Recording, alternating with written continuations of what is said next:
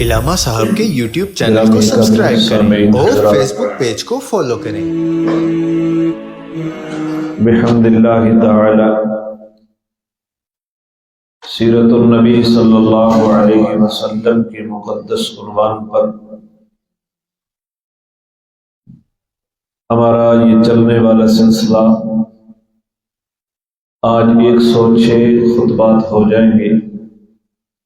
اللہ کریم صحیح بیان کرنے کی توفیق عطا فرمائے اور فریقین کو اس کے مقتضا پر 100% عمل پیرا ہونے کی توفیق عطا فرمائے۔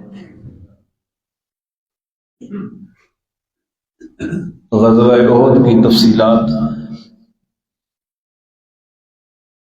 آپ کے سامنے بیان ہوئی۔ اب تیسرے جمعہ کو میں آپ کے سامنے قرآن کریم کی وہ آیات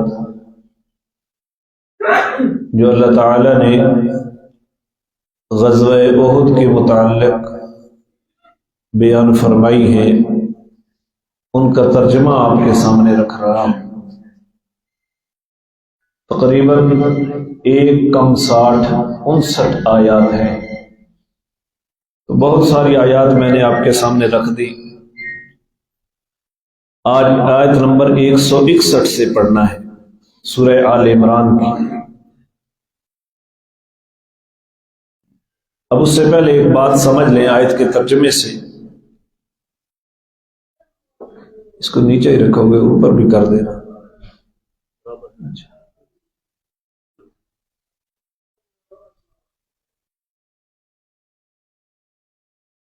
رسول اللہ صلی اللہ علیہ وسلم نے 50 آدمیوں کو جو تیر انداز تھے ان کو مقام احد میں پہاڑ کے درمیان ایک درہ تھا، اس درے میں متعین کیا اور یہ فرمایا کہ ہمیں فتح ہو یا شکست ہو تم نے اس درے کو نہیں چھوڑنا۔ لیکن فتح ہو گئی، دشمن بھاگ گیا، مسلمان مال غنیمت اکٹھا کرنے لگ گئے، تو ان میں اختلاف ہو گیا کہ اب ہمیں یہاں رہنے کی کوئی ضرورت نہیں ہے، دشمن بھاگ گیا ہے، ہم بھی مال غنیمت کو اکٹھا کریں۔ تو اس اختلاف کی بدولت 40 آدمیوں نے درہ چھوڑ دیا اور 10 آدمی حضرت عبداللہ بن جبیر جو امیر تھے ان کے ساتھ رہ گئے۔ خالد بن ولید ابھی مسلمان نہیں ہوئے، انہوں نے پیچھے سے گھڑ سواروں کا لشکر اسی درے سے داخل کیا اور 10 صحابہ کو شہید کر دیا، اور ادھر میدان جنگ جو فتح کے اندر بدل چکا تھا وہ شکست میں بدل گیا، جس کا نتیجہ یہ ہوگا۔ اب میری طرف توجہ رکھیں، یہ ان کا ڈرامہ لگا رہے گا۔ مجھے بالکل ابھی تک مزاج بالکل خراب ہو گیا ہے آتے ہی، اور یہ قصور سارا کمیٹی کا ہے اور ہمارے قاری صاحبان کا ہے، اور پھر یہ ان کے پاس ان کوئی سیٹنگ نہیں ہو رہی اور آپ ادھر دیکھ رہے ہیں، میں چھوڑ کے نیچے اتروں گا۔ اب میری طرف توجہ کریں، جمعے کے دن کم از کم مجھے ذہنی طور پہ آپ فرصت دیا کریں، بندے میری طرف نہ بھیجا کریں۔ تو اس کی وجہ سے یہ ساری گڑبڑ ہوئی، رسول اللہ صلی اللہ علیہ وسلم زخمی ہو گئے، آپ صلی اللہ علیہ وسلم کے 70 صحابہ شہید ہو گئے، اور دشمن بھاگ رہا تھا وہ واپس چلا آئے۔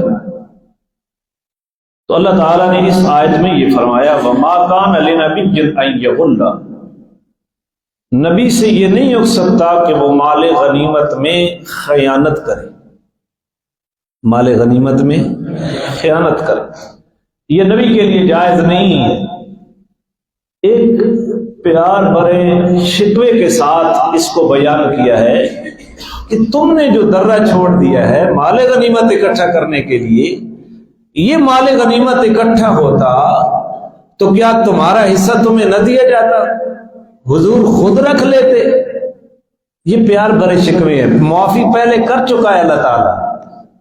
تو یہ بات فرمائی وَمَا كَانَ لِنَبِيٍّ أَن يَغُلَّ، نبی کے لیے جائز نہیں ہے کہ وہ خیانت کرے مال غنیمت کے اندر. مال غنیمت نبی کے پاس آتا تو وہ برابری کی بنیاد پہ تقسیم کرتا. ایک مطلب یہ ہے. لہذا تمہیں حکم کی پاسداری کرنی چاہیے تھی, ادھر متوجہ نہیں ہونا چاہیے. دیکھو نا کئی چیزیں ہوتی ہیں اس سے پھر کوئی ذہن اس طرح منتقل نہ ہو کہ یہ کوئی جھڑک ہے, زجر ہے. ایسی بات نہیں ہے. اللہ تعالیٰ نے معاف کر دیا ہے سارا معاملہ, لیکن تربیت بھی تو کرنی ہے. اصحاب پیغمبر کی تربیت اللہ خود کر رہے ہیں. معاف کرنے کے بعد کس انداز میں اللہ تعالیٰ, یہ پیار برے شکوے ہیں اور تربیت کے انداز ہے. دوسری بات, مفسرین نے اس کا ایک اور مفہوم بھی لکھا ہے, وہ یہ ہے کہ مسلمان اللہ نے معاف کر دیا اور اللہ تعالیٰ نے سفارشیں بھی کی کہ میرا پیغمبر تو بھی معاف کر دے, اور میرا پیغمبر آئندہ کے معاملات میں مشورہ بھی انہی سے کرنا ہے. تو ان کے دل میں پھر بھی یہ بات آ رہی ہے, پتہ نہیں حضور اندر سے راضی بھی ہوئی ہے یا نہیں راضی. تو اللہ نے فرمایا کہ نبی کے لیے یہ بات نہیں ہے مناسب کہ وہ غل کرے, خیانت کرے. اب جب معافی ہے تو اندر سے بھی ہے اور باہر سے بھی ہے. وَمَن يَغْلُلْ يَأْتِ بِمَا غَلَّ يَوْمَ الْقِيَامَةِ. اب یہ عمومی بات ہے کہ جو بھی خیانت کرے گا وہ اس خیانت کو قیامت کے دن لے کر آئے گا. معاملہ صرف دنیا تک بس نہیں ہے. اب یہ اتنا بڑا جملہ ہے نا, اگر ہمیں آخرت کا یقین ہو, دوبارہ اٹھنے کا یقین ہو, تو اس جملے کی توجہ جتنا مرضی چرا لیں. لوگ محکمے کے اندر ملازم ہوتے ہیں, کسی ایسے ہمارے فوجی حضرات وہاں سے کمبل چرا کے لے آتے ہیں, کوئی چیز چرا کے لے آتا ہے. یہ اجتماعی مال جو ہوتا ہے اس کو لینا یہ مال غنیمت کے چوری کی طرح ہے. کئی لوگ کنڈیاں ڈالے ہوئے ہوتے ہیں بجلی کی تاروں کے اوپر, اور وہ کہتے ہیں جی تمہارا تھوڑا ہے, سرکاری مال ہے, اور ہاں یہ ملک بھی ہمارا ہے, مال بھی سرکاری ہے. تو یہ مال غنیمت کے چوری کی طرح ہے, اور یہ خطرناک چوری ہے, خطرناک خیانت ہے. ایک بندے کی خیانت آپ کر لیں, ایک بندے کی چوری آپ کر لیں تو آپ اس سے معاف کروا سکتے ہیں, لیکن جب اجتماعی معاملے سے چوری ہوتی ہے تو معاف کس سے کروائیں گے, کس سے معاف کروائیں گے؟ نہیں ہو سکتا. تو اللہ تعالیٰ نے فرمایا وَمَن يَغْلُلْ يَأْتِ بِمَا غَلَّ يَوْمَ الْقِيَامَةِ. جو بھی خیانت کرے گا, غلول کرے گا, اس کو قیامت کے دن وہ چیزیں لے کر آئے گا. اب آپ مجھے بتائیں, دنیا کے اندر کسی کی چوری کر لی, وہی مال اس کو وہ واپس کر دے تو وہ بندہ معاف کر دے تو معافی ہو جائے گی. وہ بندہ کہے گا ٹھیک ہے میں مال ہی نہیں لیتا, میں نے تجھے کیا کر دیا, معاف کر دیا, معافی ہو جائے گی. اب قیامت کے دن دنیا میں معافی نہیں ہوئی, یہ قیامت کے دن وہ مال لے کر آئے گا, یہ کہے گا میں مال واپس کرتا ہوں, ہو جائے گا؟ نہیں. وہاں تو کرنسی مال نہیں ہے, یہاں وہاں کی کرنسی نیکیاں ہیں, اس کو نیکیاں دینے پڑیں گی, اس دن پتہ چلے گا. دنیا کی حالت پتہ نہیں کتنا رزق ہے. رزق کہتے ہیں یہ کھانا پہننا پینا, یہ رزق ہے, یا رہائش کی کوئی جگہ بنانا بقدر ضرورت, یہ تو رزق ہے ہمارا. اس کے علاوہ وہ رزق جس پیچھے ہم لگے ہوئے ہیں وہ اب کوئی غریب نہیں ہے یہاں کہ جو ضروریات کا بھوکا ہو. ضروریات کا بھوکا کوئی نہیں رہا, شاید کوئی ہو, میکسیمم ضروریات کے بھوکے نہیں ہیں, جس کو پنجابی میں کہتے ہیں چٹ, آسائشوں کے بھوکے ہیں لوگ, اور اسی کے لیے مانگا جا رہا ہے, اسی کے لیے خیانت کی جا رہی ہے, اسی کے لیے ساری دوڑ دھوپ کی جا رہی ہے. تو اللہ تعالیٰ فرما رہے ہیں کہ جو بھی خیانت کرے گا, غلول اختیار کرے گا, قیامت کے دن وہ لے کر آئے گا. ثم توفی کل نفس ما کسبت. پھر ہر شخص کو جو کچھ اس نے کیا ہے اس کا پورا بدلہ دیا جائے گا. وَهُمْ لَا يُظْلَمُونَ. اور ان کے ساتھ کسی قسم کی ناانصافی نہیں کی جائے گی. بات وہ پہلے ذکر کر دی, مَا كَانَ لِنَبِيٍّ أَن يَغُلَّ. کہ نبی کے لیے جائز نہیں ہے کہ وہ خیانت کرے.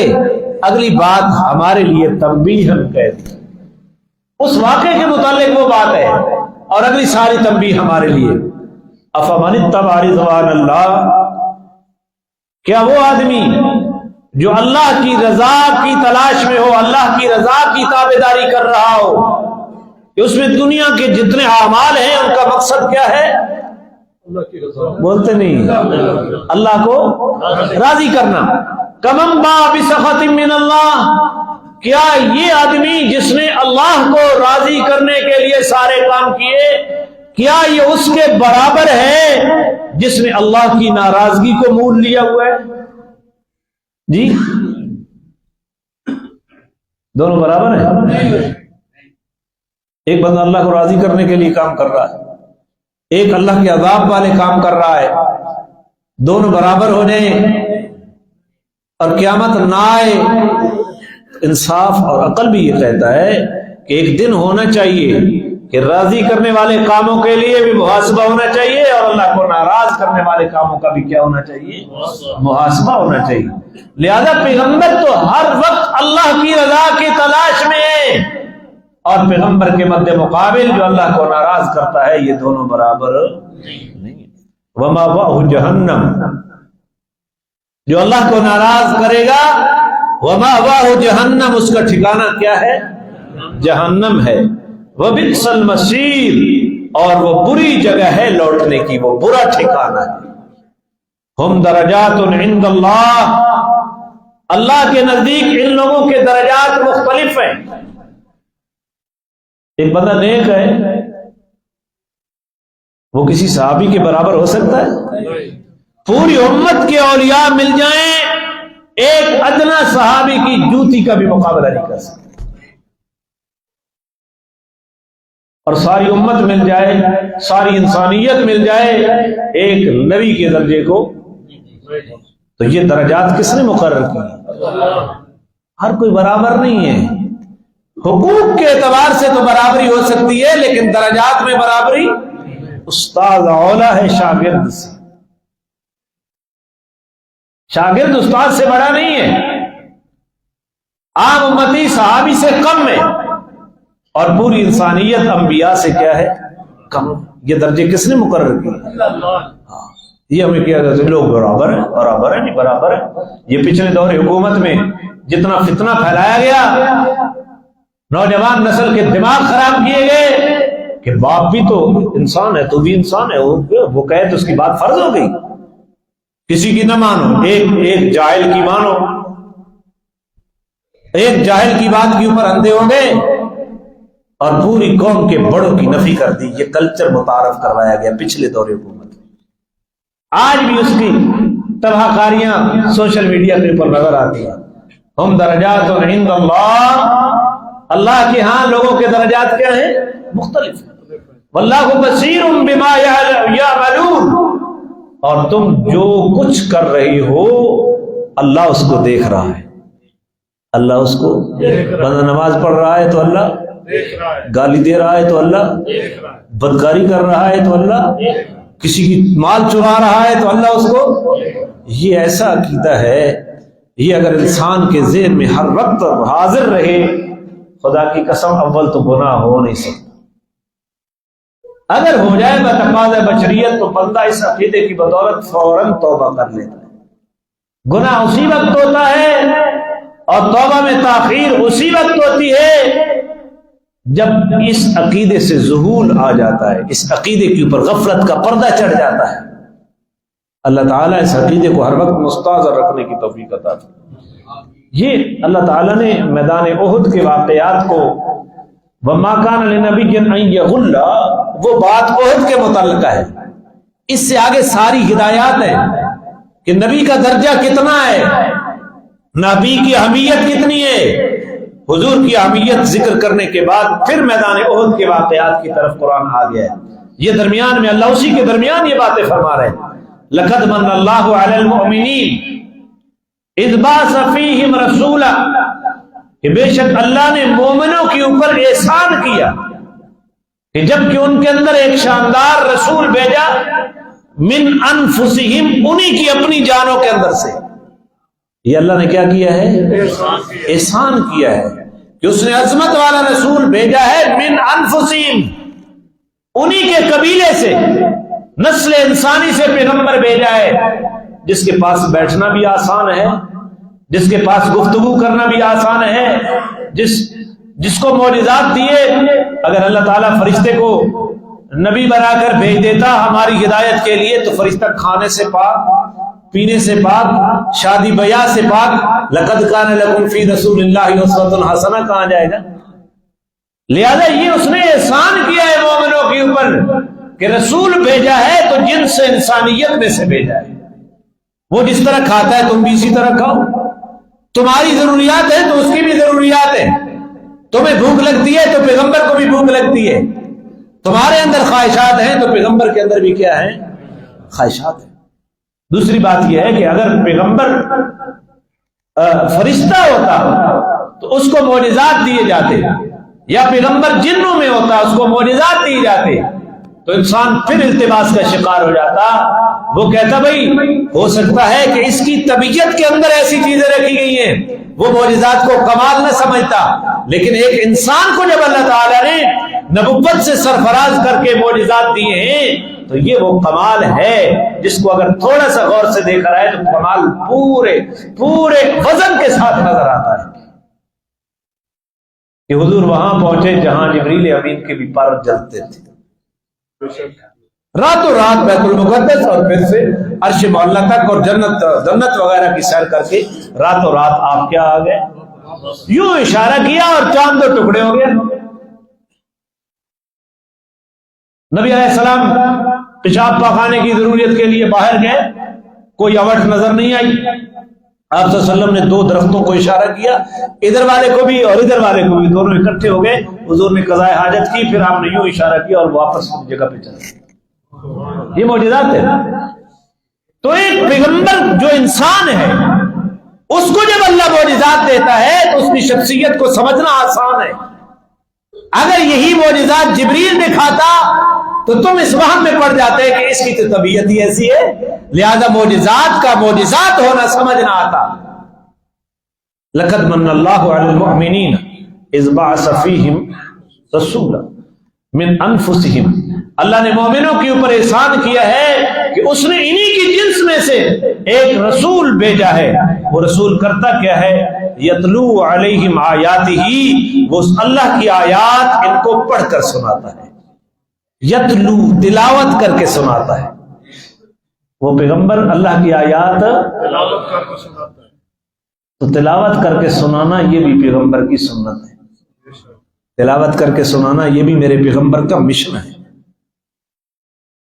دوسرا کام وَيُزَكِّيهِمْ، ان کا تزکیہ کرتا ہے، روحانی علاج کرتا ہے.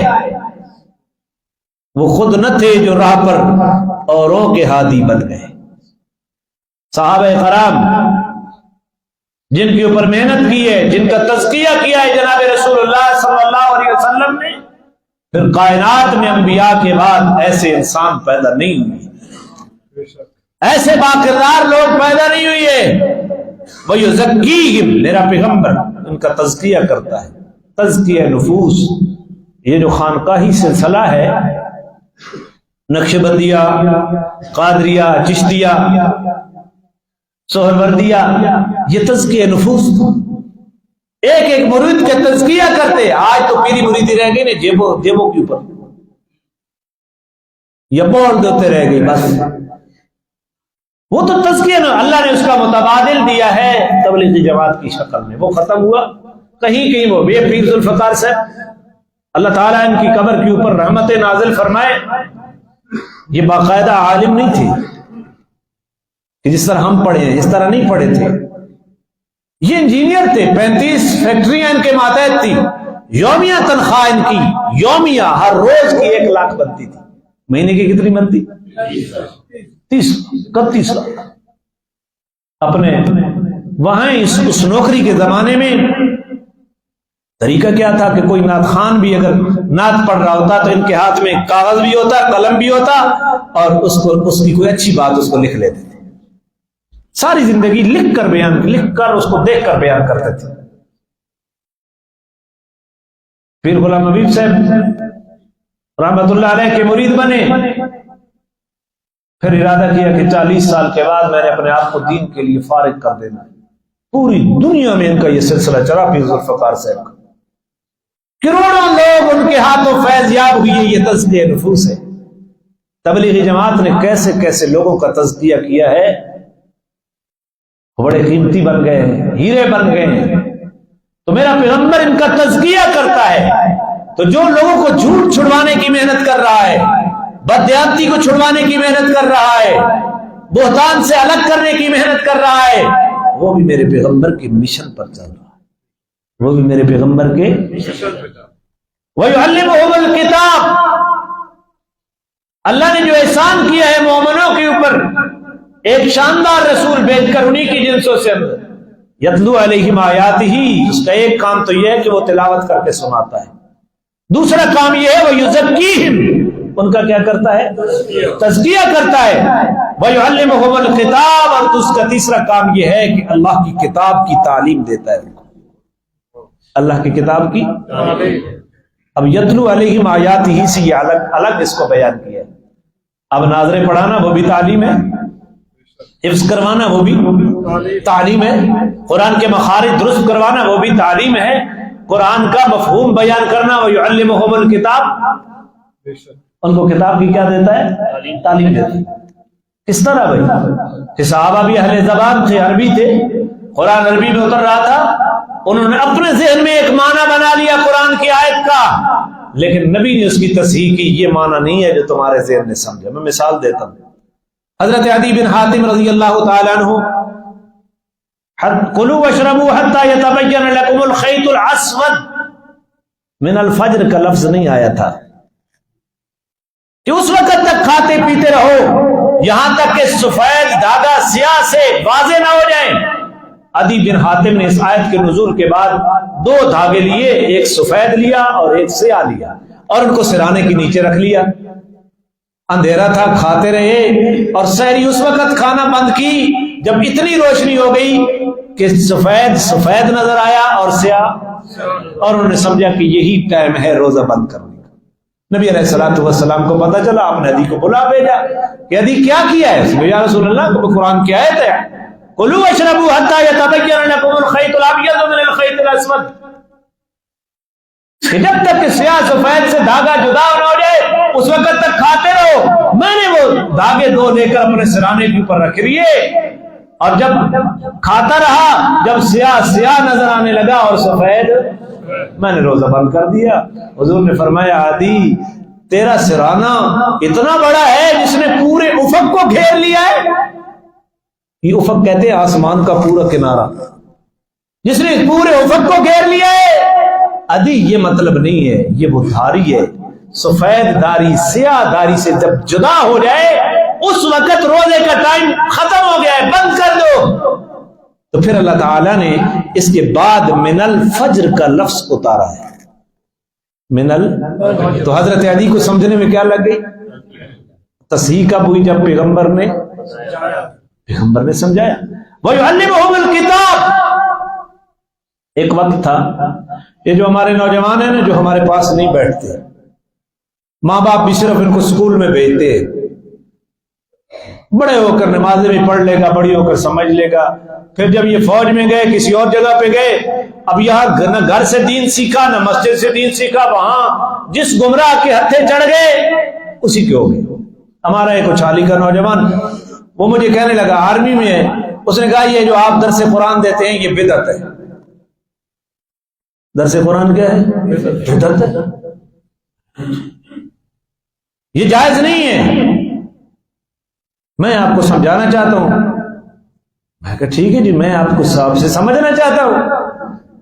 ڈرارا ڈارے تو دو بہ گئے تو سلیم صاحب آ کا بھائی چاہ دو. انہیں چاہ پکائی, میں انہوں نے گل کی تھی کیسے بدعت ہے. اس نے کہا قرآن خود سمجھنا چاہیے. میں نے کہا چلو ٹھیک ہے, اگر یہ بدعت ہے تو خود سمجھ لیں. الف لام میم کا کیا معنی ہے؟ ذالک الکتاب لا ریب فیہ کا کیا معنی ہے؟ اس نے کہا اس کتاب میں کوئی شک نہیں ہے. میں غزالے کا تو اسم اشارہ بعید ہے، تو مانا کر رہا ہے اس، مانا تو اس ہونا چاہیے، اس کتاب میں کوئی شک نہیں ہے، تو کر رہا ہے اس کتاب میں کوئی شک نہیں ہے. وہ کہتا ہے سبھی نے اس کیا ہے.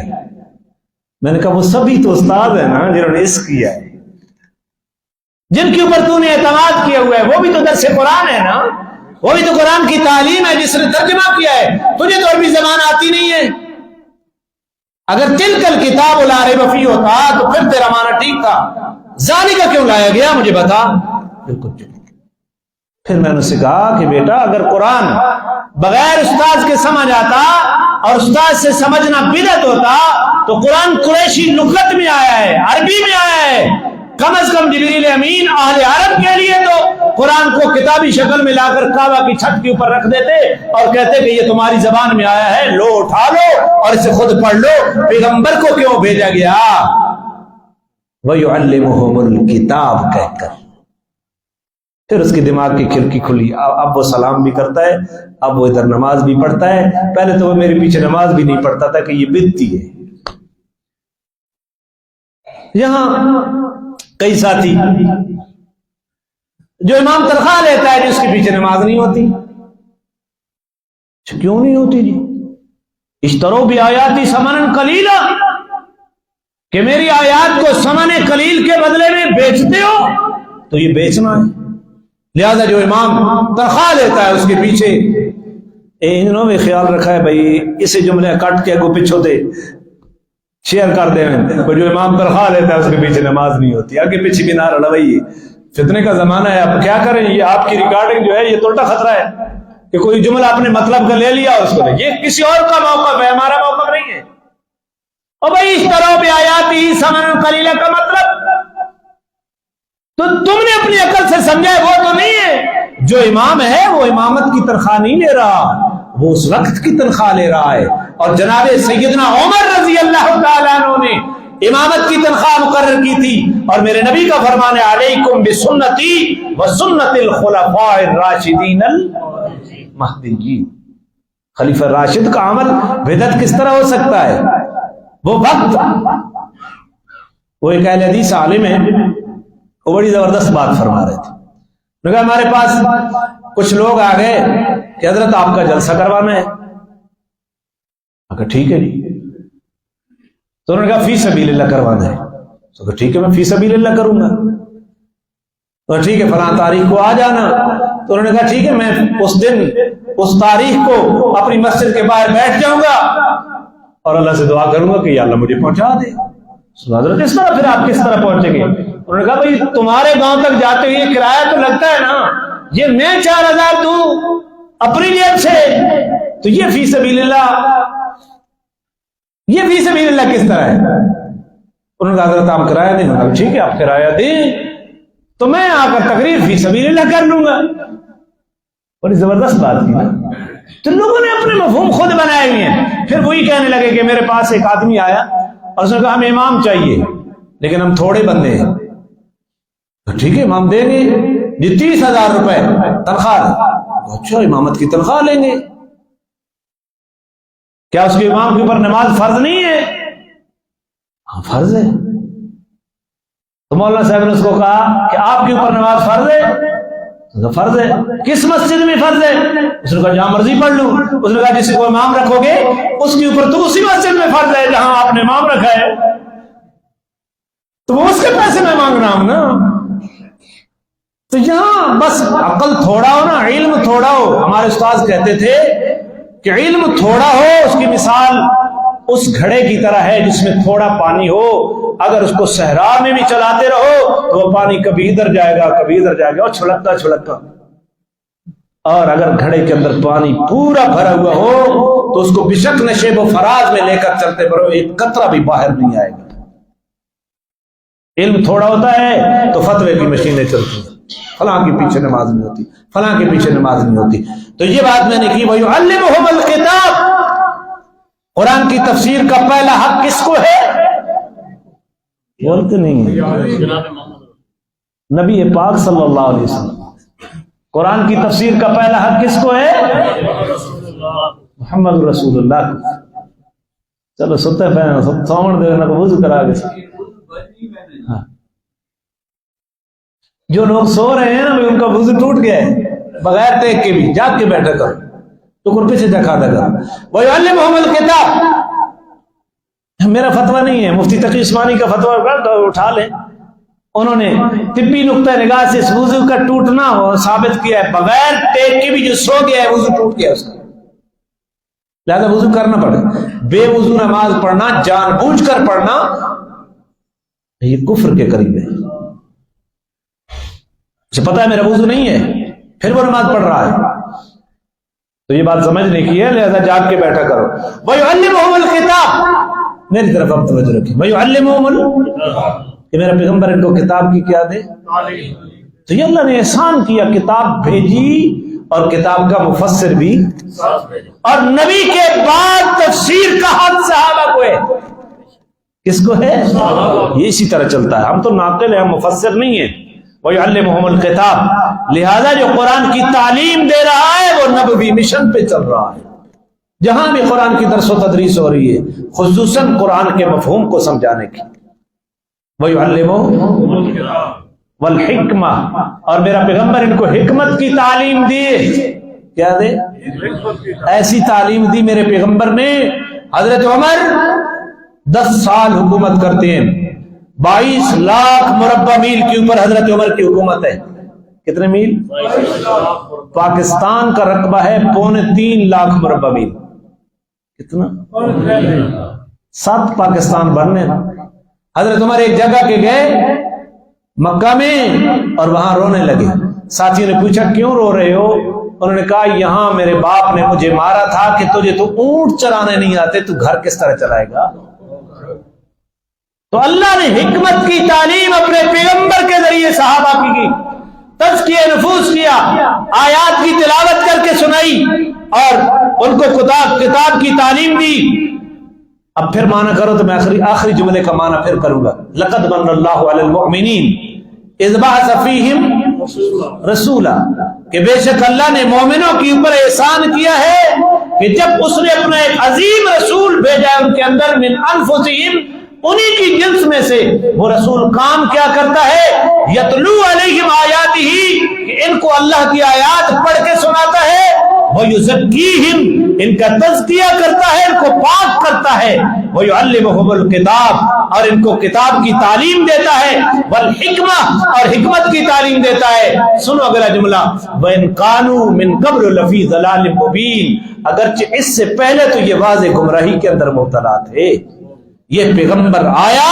تو اس پیغمبر نے صحابہ کو پاک کر دیا اور ان کو قرآن کی تعلیم دے دی یہاں تک پیغمبر کا حق بیان کر کے پھر اللہ تعالی غزوہ احد کی طرف متوجہ ہو گئے اب منافقین جو تھے وہ کہتے بھائی ہماری مانتے تو نہ مرتے اتنے بڑے لشکر کے ساتھ ہم جو کہتے تھے اندر رہو تم باہر نکلے خود تو صحابہ بندہ کمزور ہوتا ہے نا اس کی جیسی بریفنگ ہوتی ہے تو وہ بریفنگ کو قبول کرتا ہے اللہ ماشاء اللہ تو صحابہ میں تذکرے ہو رہے ہیں اللہ تعالیٰ نے اس تذکرے کو خود رد کیا اولم اصابتکم مصیبت قد اصبتم مثلیھا جب تمہیں ایسی مصیبت پہنچی ہے میدان احد میں تم اس سے پہلے ان کو دگنی پہنچا چکے ہو میدان احد میں کتنے شہید ہوئے مسلمانوں کے بولے جنہوں نے سنا ہے وہ سارے بولے کتنے 70 تمہارے 70 شہید ہوئے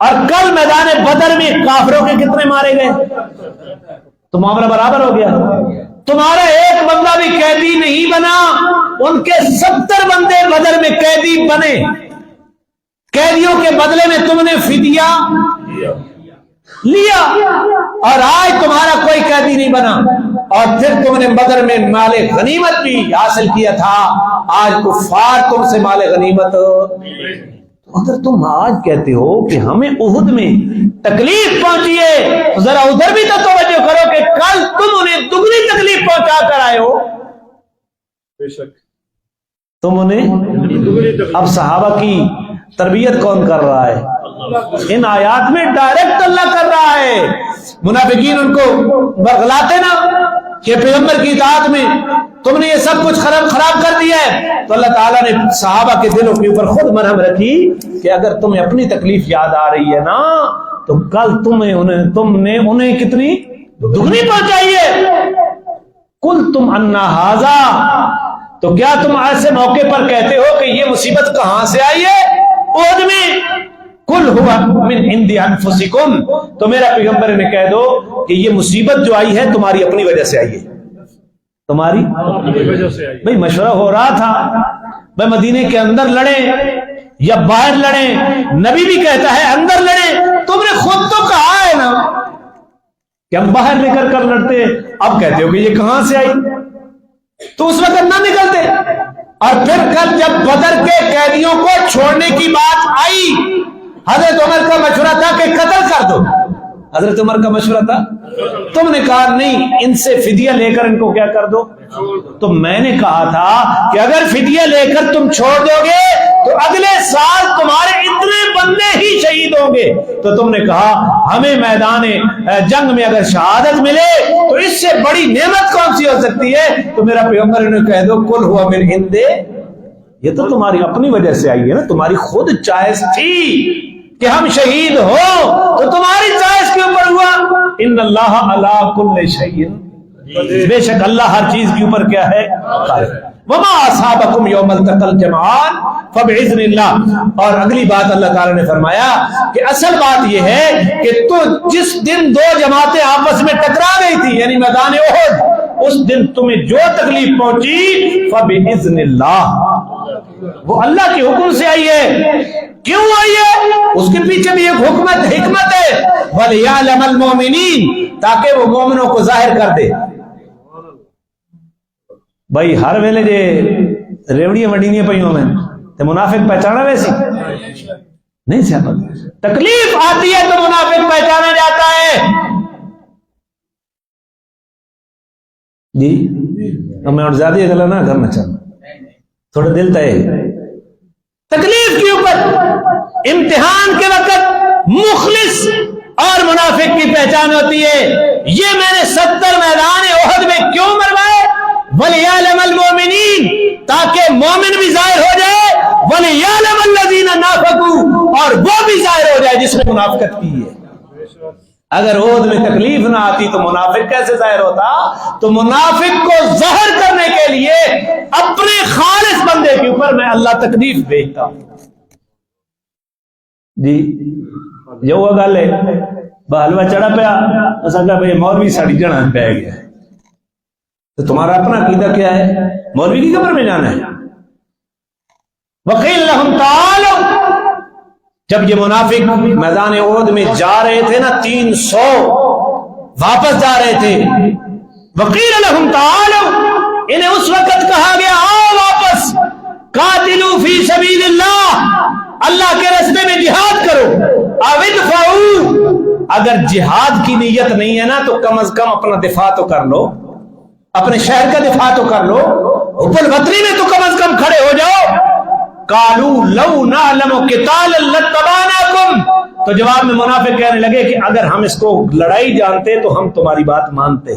یہ کون سی لڑائی؟ آگے 3000 ہے ادھر 1000 ہے، یہ تو مروانا ہے اپنے آپ کو. اگر ہم اس کو لڑائی جانتے تو ہم تمہاری بات مانتے. مفسرین نے علامہ عثمانی نے، علامہ شبیر احمد عثمانی نے ایک اور مطلب بھی اس کا لکھا ہے کہ وہ طنز کر رہے تھے. طنز، چونکہ وہ جنگی مہارت رکھتے تھے تو انہوں نے چوٹ ماری ہے کہ اگر ہم اس کو جنگ جانتے نا تو ہم لڑتے، تم نے تو ہمیں جاہل سمجھا ہوا ہے. اصل وہ یہ کرنا چاہتے تھے کہ ہم نے کہا تھا مدینے میں رہو، ادھر دفاع کرتے ہیں، تم نے ہماری بات نہیں مانی، لڑکوں کی مانی، باہر نکل گئے، ہمیں تو تم نے جنگی قوانین سے جاہل سمجھا نا، آج ہمیں کہہ رہے ہو کہ آؤ لڑو. اگر ہم اس کو لڑائی جانتے تو ہم تمہاری بات. اصل وہ یہ کہنا چاہتے تھے کہ تم تو ہمیں جنگی قوانین سے، یہ دونوں مطلب ہے.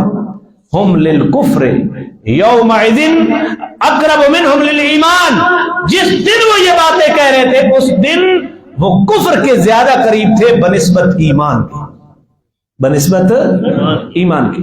یقولون بافواہہم ما لیس فی قلوبہم، زبان سے جو کہہ رہے تھے وہ ان کے دل میں نہیں تھا، ان کے دل میں زبان سے تو وہ خیر خائی کے جملے کہہ رہے تھے، بھئی 3000 بندے نہ لڑائی صرف ہے نا، یہ ایسے جملے تھے، لیکن عین دشمن کی آنکھوں کے سامنے تمہیں چھوڑ کر یہ واپس پلٹے۔ اصل دشمن کو دلیر کرنا تھا کہ ہم جا رہے ہیں اور تم ان کا کیا کر دو۔ منافق آدمی بندہ ہوتے تک ہی کھلونا آتے تو آنکھ میں رہنا نہیں، اصل یہ وہ کام کر رہے تھے۔ یہ جو باتیں آج کہہ رہے ہیں نا کہ اب ہم اس کو لڑائی جانتے تو ہم تمہاری تابعداری کرتے، یہ ان کی زبان کی بات ہے، ما لیس فی قلوبہم، دل والی بات نہیں ہے۔ واللہ اعلم بما یکتمون، لیکن جو یہ چھپا رہے ہیں اللہ اس کو بڑا خوب جانتا ہے، اللہ اس کو الذین قالوا لاخوانہم، اللہ کو یہ بھی پتا ہے کہ یہ لوگ جو اپنے بھائیوں کو کہہ رہے تھے، اپنے یہ وطنی بھائی مراد ہے، وقعدوا لو اتاؤنا ما قتلوا، یہ انہیں کہتے ہیں کہ اگر تم ہماری بات مانتے تو تم قتل نہ ہوتے، تم قتل او بھائی ہم واپس آ گئے تھے، تم بھی واپس آ جاتے۔ ہم نے کہا یہ لڑائی نہیں ہے، ہم نے کہا مدینے میں رہ کر لڑو، تم باہر نکلے۔ یہ اپنے بھائیوں کو کہہ رہے تھے، وطنی بھائیوں کو منافق، کہ اگر تم ہماری مانتے تو تم قتل نہ ہوتے۔ کل میرا پیغمبر ان منافقوں کو چیلنج کر، فَادْرَؤُوا عَنْ أَنفُسِكُمُ الْمَوْتَ إِن كُنتُمْ صَادِقِينَ، کہ اگر تم اپنے دعوے میں سچے ہو کہ تدبیر سے موت کو ٹالا جا سکتا ہے تو جب موت آئے گی تو اس کو ٹلا کے دکھانا۔ تدبیر سے موت ٹلتی، اللہ نے چیلنج کیا کہ اگر تمہاری ہی تدبیروں کی وجہ سے موت سے بچا جا سکتا ہے تو میرا پیغمبر ان کو کہو اگر یہ تمہارا دعویٰ سچا ہے تو اپنے آپ سے موت کو ٹلا کے دکھانا۔ موت آئے گی تو ٹلے گی، میدان جہاد میں نہیں آئے گی تو بستر میں آ جائے گی، یا کسی کتے کے آگے آ جائے گی۔ یہ میرا پیغمبر تمہیں دین اسلام سے ہٹانے کی ساری کوششیں ہیں منافقوں کی۔ اللہ نے فرمایا وَلَا تَحْسَبَنَّ الَّذِينَ قُتِلُوا فِي سَبِيلِ اللَّهِ أَمْوَاتًا، میرا پیغمبر جو اللہ کے راستے میں مارے گئے ان کو مردہ گمان بھی نہیں کرنا، انہیں مردہ کہنا تو دور کی بات ہے، گمان بھی نہیں کرنا۔ بل احیاء عند ربہم یرزقون، بلکہ وہ اپنے رب کے ہاں زندہ ہیں۔ کہاں زندہ ہیں؟ رب کے ہاں زندہ ہیں، یرزقون، وہاں ان کو کیا دی جاتی ہے؟ شہداء کی زندگی دنیاوی نہیں ہے۔ ایک بندہ شہید ہو جاتا ہے، اس کی بیوی اس کے نکاح میں رہتی ہے؟ بولے بولے کیا ہو جاتی ہے؟ بیوہ۔ عدت گزرتی ہے تو اس کی آگے کیا ہو جاتی ہے؟ تو یہ دلیل ہے اس کی زندگی دنیاوی، وہ برزخی زندگی ہے، وہ زندہ ہیں، رزق دیے جاتے ہیں۔ فرحین بما آتاہم اللہ من فضلہ، وہاں جو اللہ نے ان کو دیا ہے اپنے فضل سے اس کے اوپر خوش ہوتے ہیں، اس کے اوپر خوش ہوتے ہیں۔ حدیث میں آتا ہے اللہ تعالیٰ شہداء کی روح کو سبز پرندوں کی سواری میں، پرندہ سواری ہوتا ہے جہاز کی طرح، روح اس میں داخل ہو جاتی ہے، وہ جنت میں جہاں جاتی ہے وہ چلتی پھرتی ہے، اور وہ روح اس شام کو اس کا بسیرا عرش رحمان کے نیچے قندیلیں ہیں وہاں، لیکن دنیا میں نظر نہیں آ سکتا۔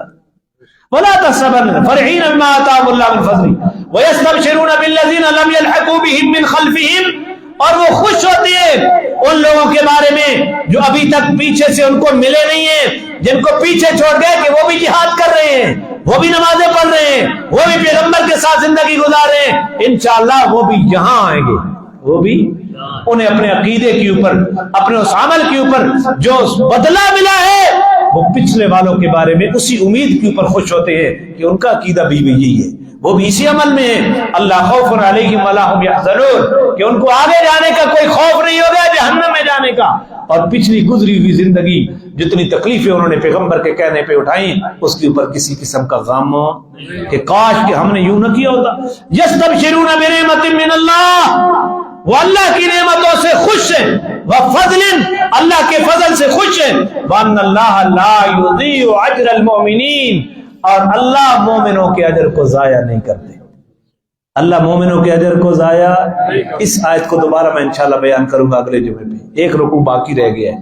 تو یہ غزوہ احد کے وہ متعلقات ہیں جو قرآن کریم میں اللہ تعالیٰ نے بیان کیے ہیں۔ اللہ تعالیٰ عمل کی توفیق عطا فرمائے۔ اسی طرح کی مزید اسلامک ویڈیوز دیکھنے کے لیے ہمارا یوٹیوب چینل سبسکرائب کریں اور ہمارا فیس بک پیج فالو کریں۔